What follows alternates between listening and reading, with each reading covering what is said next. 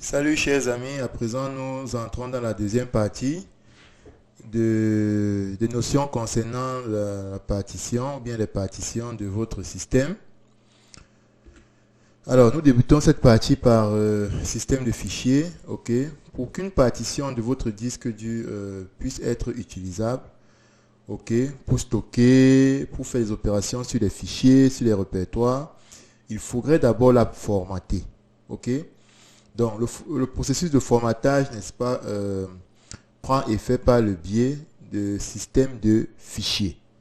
Puisque c'est le rôle du système de fichiers de pouvoir définir comment seront sauvegardées les données, comment ces données pourront être modifiées, etc., etc. Donc, il y a donc un ensemble de systèmes de fichiers qui existent tant sur Windows, tant sur Linux ou bien sur macOS. Bref, dans tout système d'exploitation, il y a donc des systèmes de fichiers qui sont utilisés. OK? Donc là, à la figure de droite, vous voyez par exemple souligné, lorsque vous installez le système, il y a une panoplie de systèmes de fichiers qui existent. OK? Généralement, les fichiers qui sont utilisés côté bureau ou bien côté utilisateur sont les systèmes de fichiers EXT. Nous sommes d'accord? Mais également, pour le volet serveur, on a également ces systèmes de fichiers tels que XFS ou encore un système de fichiers BTRFS, ok, qui permet de journaliser, n'est-ce pas, l'information pour une meilleure maintenance ou bien pour une meilleure redondance de données. Alors, concernant le partitionnement, nous allons donc prendre un exemple pour suivre pas à pas des étapes, ok. On suppose qu'on veut donc partitionner notre disque dur physique que nous avons. Au préalable, il faut donc identifier lequel nous intéresse. Dans la figure de droite, lorsqu'on applique notre commande qu'on connaît bien, lsblk, on voit plusieurs disques là. On a SDA, on a SDB, on a SR0. Bien entendu, SR0 ne nous intéresse pas, comme vous le savez. On a deux disques qui nous intéressent, SDA et SDB. Mais on voit que SDA1 et SDA2, ce qui veut dire donc que SDA a déjà été passionné, est déjà utilisé. Donc, par élimination, celui qui nous intéresse, donc, c'est SDB. Alors, la commande par excellence pour pouvoir partitionner, pour commencer le partitionnement, c'est la commande fdisk qui va nous permettre de faire le formatage. OK? Donc, cette commande permet de manipuler la table de partition de votre disque. OK? Donc, là, on a plusieurs tables de partition qui existent. On peut avoir GPT, MBR, SON, etc. OK?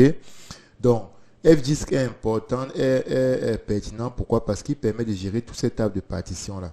Cela veut dire que quoi? Que si dans votre disque dur, il y a plusieurs types de tables de partition, que ce soit sur Windows, que ce soit sur Linux, alors lorsque vous allez taper cette commande, vous pourriez avoir affiché les informations sur toutes ces tables de partition là.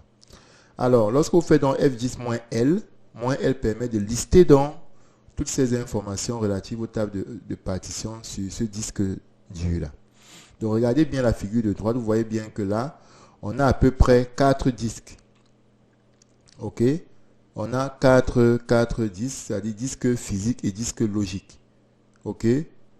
Alors les voilà qui s'affichent. Pourquoi? Parce que fdisk permet de gérer la table de partition. Et comme on l'avait dit, vous remarquez bien que voilà, chaque disque, chaque partition a un début et une fin, un nombre de blocs, un identifiant et le type de système d'exploitation qui tourne à l'intérieur. Alors maintenant, pour pouvoir donc appliquer le fdisk, on va donc mettre en argument le nom de notre disque. Puisqu'on veut installer, on veut partitionner notre disque du SDB. Donc du coup, l'argument sera donc /dev/sdb. Lorsque vous allez donc taper ça, il y aura donc un ensemble de... Il y aura un prompt qui va s'afficher vous demandant de choisir l'action à faire, ok? Ou bien de taper M pour avoir de l'aide, ok? Donc parmi ces actions, on peut avoir P pour pouvoir afficher la table de partition, on peut avoir N pour créer une nouvelle partition, on peut avoir D pour supprimer une partition, on peut avoir Q pour pouvoir quitter sans écrire dans la partition, on peut avoir W pour écrire dans le disque, ok? Donc maintenant, à vous de choisir. Nous, on va donc choisir quoi? Qu'est-ce qu'on va choisir? On va choisir P. Pourquoi? Parce qu'on veut autant pour moi, on va choisir N. Ok, on va choisir N parce qu'on veut créer une nouvelle partition.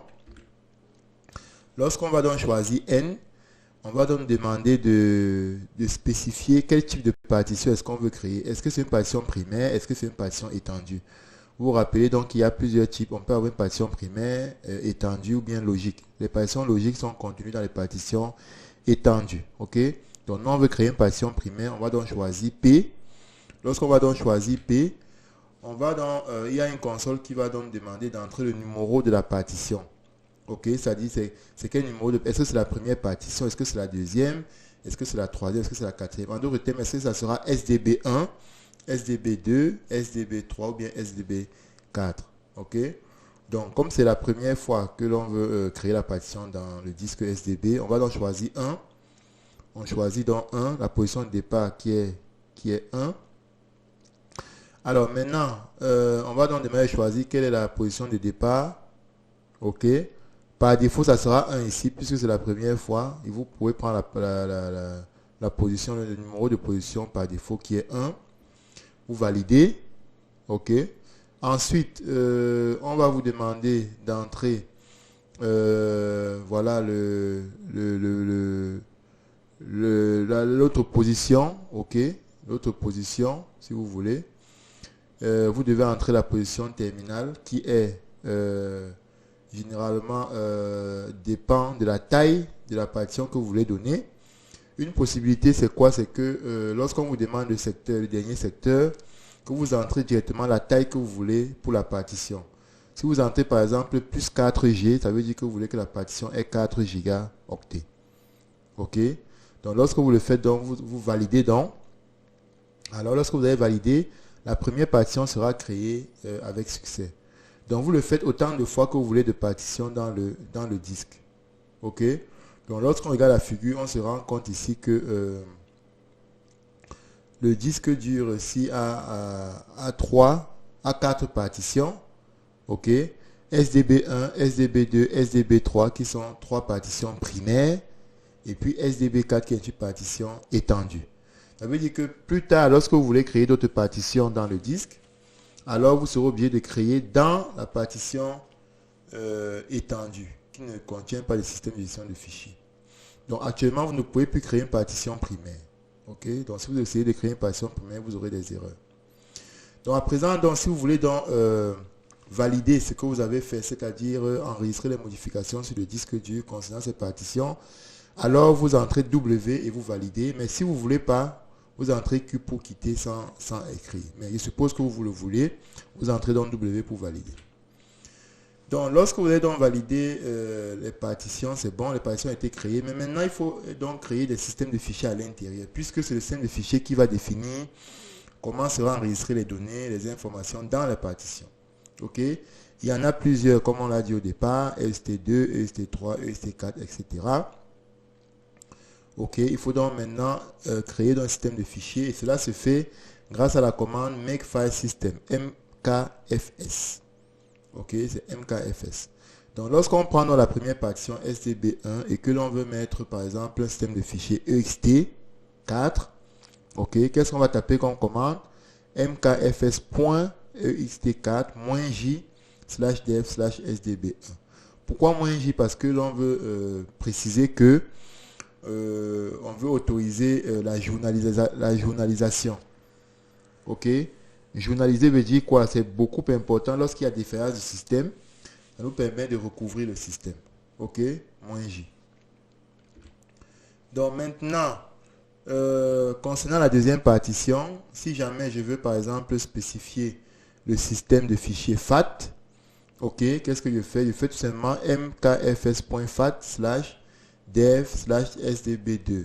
Donc ici, dans ce type de système de fichiers, pas besoin de préciser le -j. Pourquoi? Parce qu'il n'y a pas cette option-là. Ok. Alors, une fois que vous avez donc spécifié le système de fichiers pour les partitions, donc selon votre convenance, maintenant il faut créer donc des répertoires, les points de montage. Ce qu'on appelle les points de montage, c'est-à-dire les répertoires dans lesquels ces partitions seront montées. En d'autres termes, les points de montage, c'est un peu comme des images, ok, des emplacements dans lesquels toutes les données qui seront contenues dans les partitions seront transférées dans ces points de montage. Vous le créez avec mkdir. Là, on crée donc 3 points de montage. Mount 1, Mount 2, Mount 3 qui se trouvent dans slash.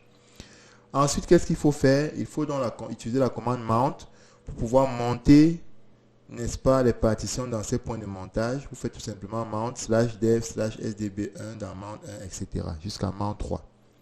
OK? Maintenant, pour vérifier, qu'est-ce que vous faites? Vous pouvez faire df. Lorsque vous faites df-h, alors vous voyez bien à droite que s'afficheront effectivement les différentes partitions avec leur point de montage et également avec leur taille occupée ou leur taille disponible. OK? Donc maintenant, si vous voulez démonter, OK, si vous voulez démonter ces partitions, vous utilisez tout simplement la commande onMount et vous spécifiez la partition en question. Alors, tel que fait là, tel que réaliser le montage là, cela se fera de manière temporaire. Ça veut dire quoi? Lorsque vous allez redémarrer votre système, alors le montage sera annulé. Si vous voulez le faire de manière permanente, ok, alors là vous allez exploiter le fichier de configuration de la table de système de fichiers de votre système qui est /etc/fstab. Ok, mais là il faut être vraiment prudent pour pouvoir remplir ce fichier parce qu'une moindre erreur va rendre votre système inutilisable. Donc vous ouvrez dans ce fichier avec soit nano soit vim et puis maintenant vous le remplissez suivant la syntaxe que j'ai mise en bas. Donc vous spécifiez d'abord la partition, espace, vous spécifiez le point de montage, c'est-à-dire le répertoire, vous faites espace, vous spécifiez le système de fichiers, vous faites espace et vous spécifiez les valeurs par défaut qui sont par défaut 0, 0, 0, espace et 0 encore. OK? Donc lorsque vous regardez bien le schéma donc c'est le fichier /etc/fstab. Vous voyez bien qu'on a spécifié les 3 dernières lignes correspondent aux 3 partitions qu'on a créées. OK? Et après cela, vous validez. Bien entendu, il faut le faire en mode route. Vous remarquez que toutes les commandes comptables jusqu'ici, là, c'est déjà en mode route. C'est pour ça qu'on ne spécifie plus sudo. OK? Donc lorsque vous validez dans cela, OK? Après avoir validé, qu'est-ce qu'il faut faire? Il faut tout simplement faire un mount-a. OK? Lorsque vous faites mount-a, automatiquement, la spécification permanente est prise en compte. OK? Et ensuite, qu'est-ce qu'il faut faire tout simplement, les amis? Il faut tout simplement donc vérifier que effectivement ces points de montage sont là. Qu'est-ce qu'on peut faire? Soit vous affichez le contenu du répertoire racine slash, et puis là vous voyez bien les 3 répertoires qui sont là, mount 1, mount 2, mount 3. Soit vous faites la fameuse commande lsblk, et vous voyez bien évidemment, mes amis, que voilà donc dans SDB, on a SDB1, SDB2, SDB3, SDB4, et puis on a les points de montage. Vous remarquez également qu'on n'a pas monté SDB4.